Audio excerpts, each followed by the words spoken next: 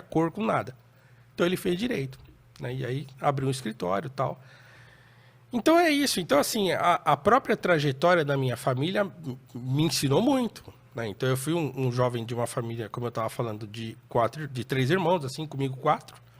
Eu comecei a sair muito cedo, porque meus irmãos, quando eu fiz 10 anos, o próximo já tinha 20, né? Quando eu fiz 15, ele já tinha 25. Então eles já saíam. Então eu, com 15 anos, já estava na noite de São Paulo, né? Aqui no Bexiga, nos bares com meus irmãos e meus primos, aos 15 anos. Então eu vivia assim bastante tempo curtindo, né? Então curti de tudo, né? Assim, pra samba e tal. Aí uma época assim, a minha primeira fase de sair era rock, né? Então eu tinha uma danceteria em Santana que chamava Califórnia. Não sei se é da sua época, mas enfim.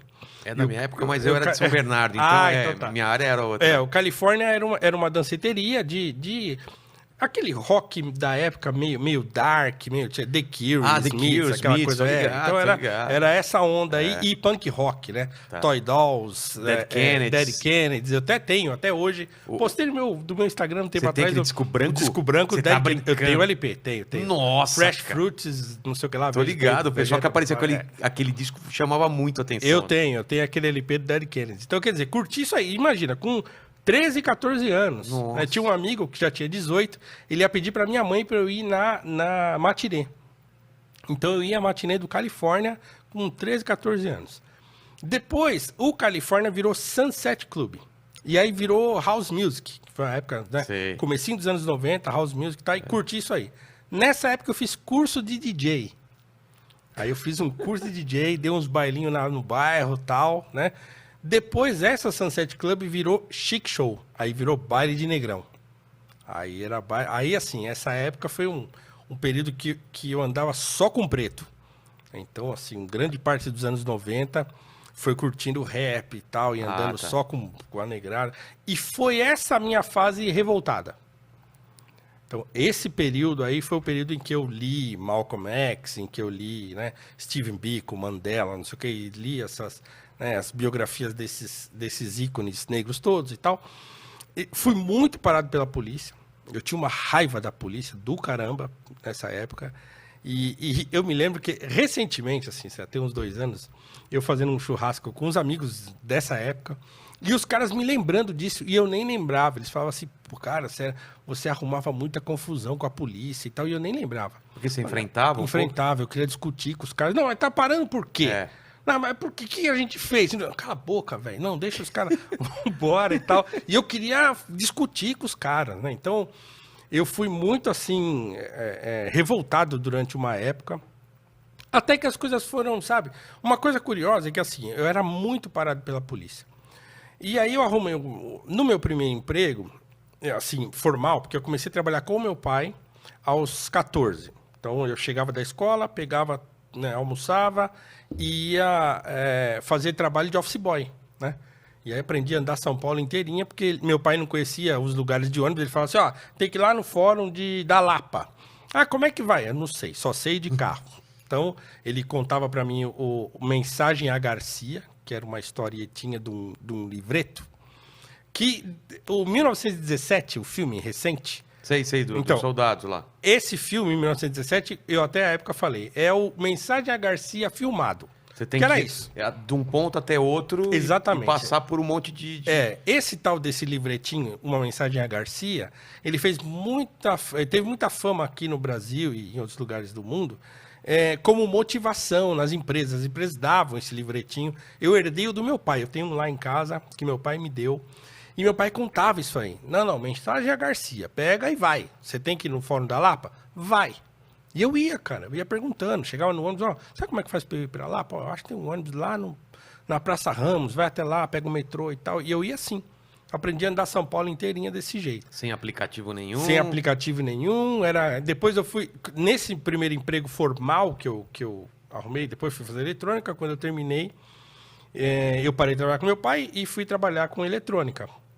E nesse primeiro emprego, a gente era uma indústria de computador industrial e tal, e às vezes a gente tinha que entregar. Eu mesmo saía, eu tirei carta. Eu lembro que eu tirei carta e entrei na empresa com 18 anos. E já tirei carta, então eu dirigia Fiorino. para entregar uns equipamentos e tal. E aí guia, tinha um guia, né? Aquele guiazão grossão. Usei muito aquilo lá. Aquele lá era só malandragem que usava. Você tinha que ir página 36A, Exatamente. 6, coordenada e tal. Nossa, cara. Hoje duvido. Aí que a o pessoal rua terminava de uma página, continuava na outra. Meu Deus. Usei muito aquilo lá. Então, assim, quando eu comecei a trabalhar nessa empresa, no meu primeiro emprego formal, a gente trabalhava de gravata. Camisa social, calça e gravata. Nunca mais a polícia me parou. Quer dizer, parou algumas vezes porque eu ia trabalhar com meu irmão. Essa empresa que eu fui trabalhar, meu irmão já trabalhava lá. Ele arrumou um estágio para mim lá, acabei ficando. Então, a gente ia geralmente junto e voltava junto. Então, às vezes, a polícia parava a gente, né? Eu e meu irmão no carro e tal.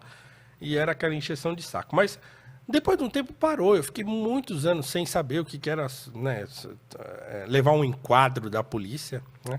Eu fui levar um enquadro, essa é uma anedota também que vale a pena contar para todo mundo rir, porque eu fui levar um enquadro da polícia décadas depois, né? Isso já faz talvez uns 8 anos, que eu fui pescar com meu irmão, meu primo, ele tem esse negócio de, meu primo Marco Aurélio, de pescar em alto mar. E aí eu fui algumas vezes, acho que 3 vezes, e uma das vezes a gente ia sair de casa de madrugada, 3 horas da manhã, ia até o Guarujá e lá ia pegar um barco e, né, e amanhecer no mar. E eu saí, esse dia eu tinha trabalhado pra caramba, eu tava cansado. Eu cheguei em casa umas 8 horas da noite e não deu tempo de eu descansar e dormir um pouco. E aí eu lembro que eu saí de casa, 2 e pouco da manhã, tava meio frio, e eu peguei e botei um agasalho do Corinthians, boné do Corinthians. Aí já também já tem a fama do corintiano, né? Pô. Meti um Racionais no último volume no carro. Nossa. E fui. E assim, eu não moro distante da casa da minha mãe. Eu encontrei meu irmão na casa da minha mãe, meu irmão Mário, meu irmão mais velho. E eu saí de casa. E tô lá. Aí o Racionais rolando e eu tranquilão. 2 horas da manhã, 2h30, não tinha ninguém na rua. Quando eu tava chegando perto da casa da minha mãe, descendo uma rua, e aí eu tinha que entrar uma esquerda assim, na avenida. Quando eu parei no semáforo, passou uma viatura assim, ó. E eu com aquele som alto, os caras olharam para eu no semáforo. Eu falei, eles vão me parar. Quando abriu, eu entrei à esquerda, né? No sentido contrário que eles estavam. Aí eu olhei pelo retrovisor e já vi eles voltando. Eu tentei acelerar, eu tava perto da casa da minha mãe. Falei, eu vou chegar na casa da mãe e vou sair do carro e vou entrar e já era. Mas não deu tempo, eles vieram num pinote. Nossa.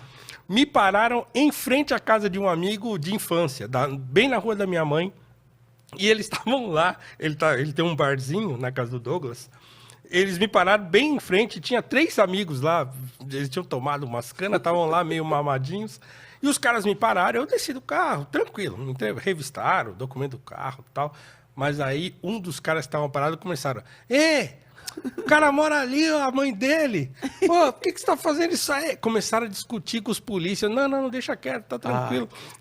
E eu tenho que fazer os caras ficar na mãe. Não, deixa pra lá e tal. Não, por que tá... Só sei que assim, os caras me revistaram, viram o documento e tal. Eu saí, fui pra casa da minha mãe e os polícias ficaram discutindo com os 3 caras que ficaram enfrentando eles lá. Então foi isso, mas assim, eu passei muito tempo sem a polícia me parar.